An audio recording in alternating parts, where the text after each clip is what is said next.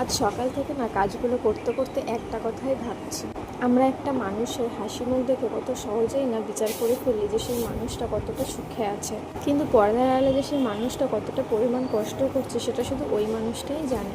তো চলো তোমাদের আজকে এরকম একটা পাশের বাড়িতে ঘটে যাওয়া একটা ঘটনা তোমাদেরকে শেয়ার করি। আমাদের পাশের বাড়িতে না 3-4 মাস হলো একটা ভাড়াটিয়া এসেছে। তাদের ছোট্ট ফ্যামিলি, তারা স্বামী স্ত্রী আর তাদের একটা ছোট সন্তান আছে। তো একদিন দুপুরে আমি বারান্দাতে বসেছিলাম, ব্যালকানি থেকে দেখছি ওই পাশের বাড়ির যে দিদিটা, যে ভাড়াটিয়াটা এসেছে, উনি খুব কাঁদছেন। তো আমি তো ওনাকে জিজ্ঞাসা করলাম যে কী হয়েছে। উনি প্রথমে বলতে চাইছিলেন না, পরে তারপর আমাকে বললেন, এমন একটা কথা আমাকে বললেন আমার বুকটা পুরো কেঁপে উঠল।